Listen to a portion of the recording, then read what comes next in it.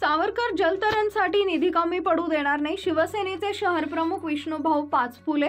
सावरकर जलतरण तलावासाठी आमदार अर्जुनराव खोतकर यांनी शासनाकडून 2.25 कोटी रुपये घेतले मंजूर करून. सावरकर जलतरण तलाव सुरू करा यासाठी सामाजिक संघटना नागरिकांकडून वारंवार मागणी केली जात होती. त्याची दखल घेत आमदार अर्जुनराव खोतकर यांनी शासनाकडून सावरकर जलतरणासाठी 2.25 कोटी रुपये मंजूर करून घेतले.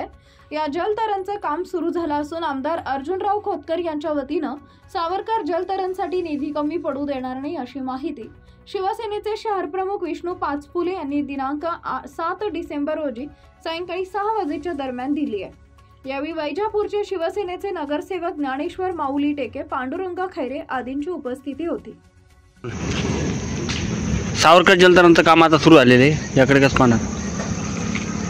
सावरकर जलतलावाचं काम माननीय आमचे नेते आपल्या जालना मतदारसंघाचे आमदार अर्जुनरावजी खोतकर साहेब यांनी मध्यंतरी 1,75,00,000 रुपये तलावासाठी आणले होते दुरुस्तीसाठी, आणि त्याचं आता काम चालू झालेलं आहे असं वाटतं. काम लवकरात लवकर चालू होणार आहे आणि काम चालू होऊन त्या पैशात जेवढं काम होईल तेवढं तर करण्याचा आम्ही पुरा प्रयत्न करू. पण राहिलेला बी काही जास्त निधी तुम्ही माननीय अर्जुनराव खोतकर साहेब आता आमदार झालेले, त्यांच्या आमदार फंडातून व त्यांच्या निधीतून ते काम पूर्ण करण्याचा प्रयत्न करू. कारण की जालना शहरातल्या तमाम लोकांची इच्छा आहे की तो जलतलाव चालू झाला पाहिजे. आणि जालना शहरातल्या नागरिकांची जी समस्या आहे, आपल्या नेते खोतकर साहेब ह्या मतदारसंघाचे आमदार असल्यामुळं ते ह्या तलावासाठी निधी कमी पडू देणार नाही अशी मी त्यांच्यातर्फे ग्वाही देतो.